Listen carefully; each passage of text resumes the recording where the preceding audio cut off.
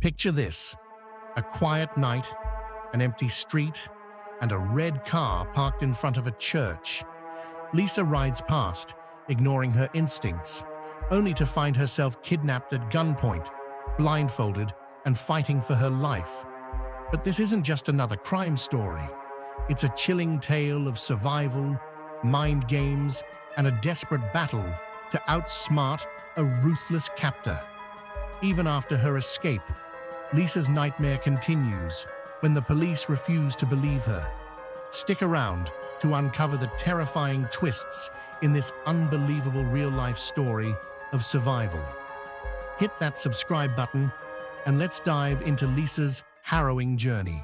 Geez, like the first time I did it, I couldn't really believe I did it. They've tried to portray me like I was some kind of a creature, right? I was just like everybody else out there. Probably 99.9% of the time, I'm as normal as he is or anybody else is.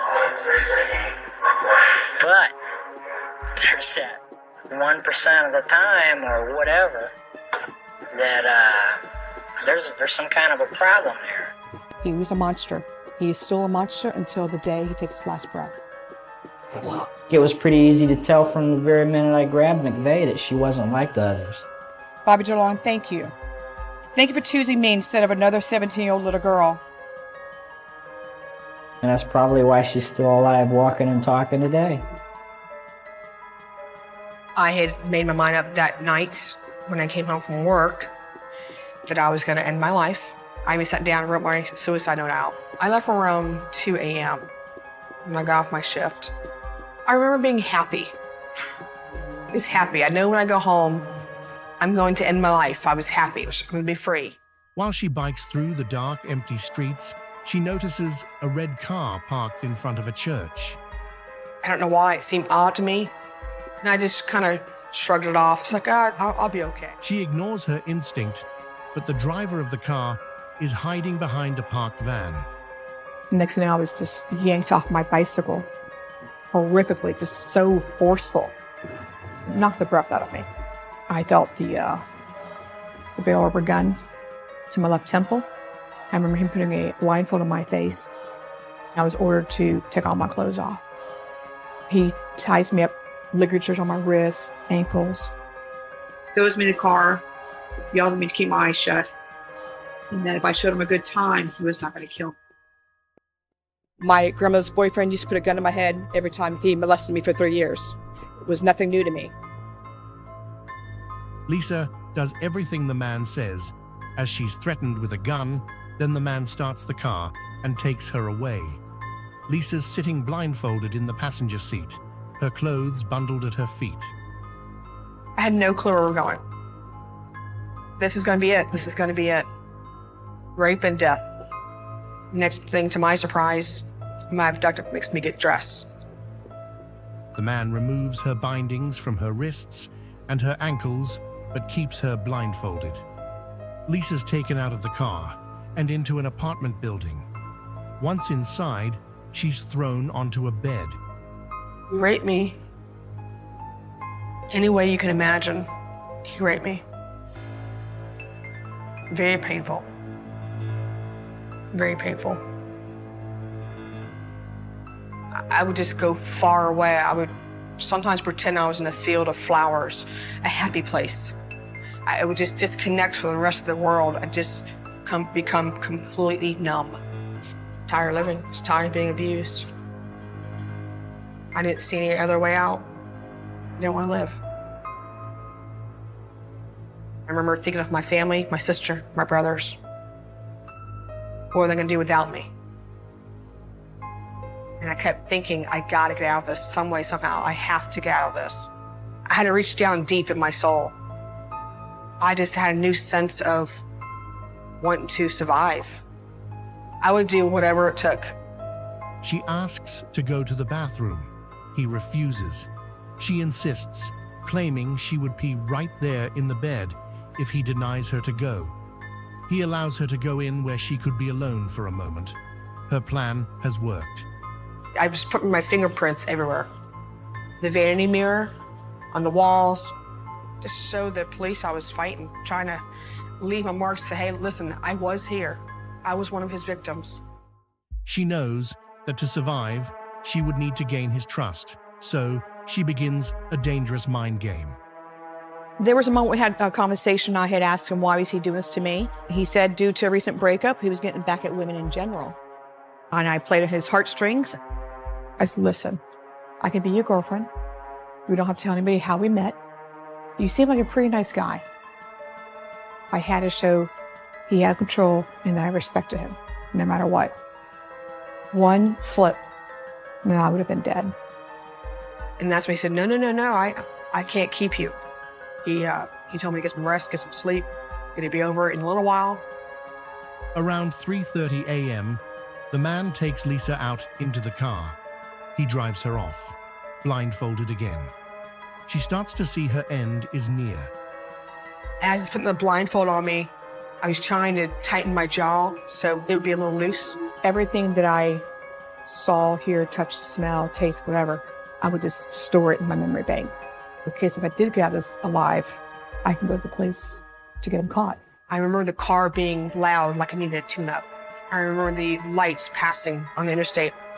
I could see it beneath my blindfold. I'm trying to see my surroundings. I'm trying to see where I'm at. I knew we were in interstate because the air sound changes. It gets strong. I saw 2 hotels. These 2 hotels were at the intersections of Hillsborough Avenue. He proceeds west. Interstate 275. I remember seeing a silver piercing, shining light hitting my eyes. It was the word Magnum on the dashboard. He decides to pull into a rear parking lot. Tell me to get out of the car. That Gray's gonna kill me here. He told me when I got out, I wanted to stay there for 5 minutes. I was frozen. My mind's racing. Should I run? Should I walk? Is he watching me? Is he pointing the gun at me right now? Is he gonna run me over by his car? But he didn't. The man left her there and drove off. After minutes that seemed like an eternity, Lisa finally decides to risk taking off her blindfold. I took my blindfold off, and the first thing I saw was a beautiful oak tree. And I fell to my knees and I started crying. I knew right there and then my life was going to change forever. To me, it was a sign of new branch of life. Now wanting to live my life. But her struggle is not over yet. When she gets to the police station, she tells a detective everything that happened to her, but because Lisa has such composure, she doesn't look like other victims, and so the detective doesn't believe her. Lisa gets angrier and angrier, but she can't let her kidnapper get away and hurt someone else. We were finding a body, it averaged out about every 2 weeks. You know if you don't solve it soon, someone else is going to die. I was asked by my detective to go in and talk to her, and I did talk to her. I took my wallet out of my jacket and showed her the picture of my daughter. And I told her, this is my daughter, she's your age. There's nothing I won't do to protect her. And I'm going to protect you.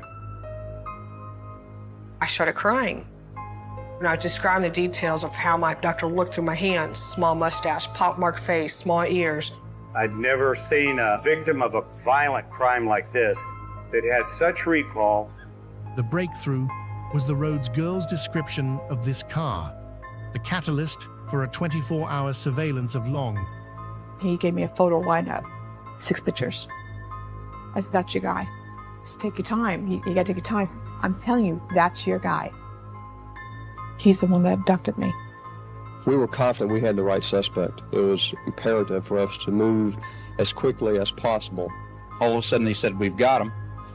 And they ran out into the parking lot. They handcuffed him, put him in the car, read him his rights. Late this evening, investigating officers from the task force have arrested and charged Robert J. Long, and we have charged him with 9 counts of first-degree murder.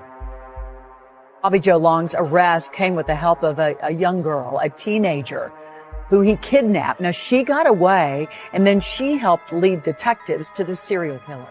But how many more would he have killed had it not been for the one victim who escaped him? November 4th, 1984, Bobby Joe Long released me. I promised myself I would never live as a victim Bobby Joe Long, thank you. Thank you for choosing me instead of another 17-year-old little girl. Lisa worked for years as a sheriff's deputy. I know not on my watch will I let any child get hurt. If they do, I'm going to be their voice and I'm going to be their advocate. I aspirated myself a long time ago to make it my obligation to be the voices of the women's lives who took too soon. Today, as I stand before God, the victims, and the families of the victims, I vow to carry on and be their voice. In memory and honor of the victims, Artis Wick, Lana Long, Michelle Denise Sims, Chanel Williams, Elizabeth Loudenbach, Karen Disfriend, Vicki Elliott, Kimberly Hops, Virginia Johnson, and Kimberly Swan. I didn't want to take the abuse I went through and carry it on in my life. I deserved to treat myself better than that. I deserved it. Once I broke those chains and that bondage I was in, I was able to see that I can take something negative, all the negativity in my life, and turn it something positive and grow from that. And each and every day, still today, I grow. To me, it's a lifetime journey of healing. And it's just phenomenal. Long was executed by lethal injection on May 23, 2019. The execution was witnessed by McVeigh, who sat in the front row. "I wanted to be the first person he saw," she said. "If you found this story intriguing, don't forget to like, subscribe, and hit the notification bell so you never miss another case. Let us know in the comments what you think of today's story, or suggest a case you'd like us to cover next. Stay safe, and remember, truth always finds a way to surface. Until next time.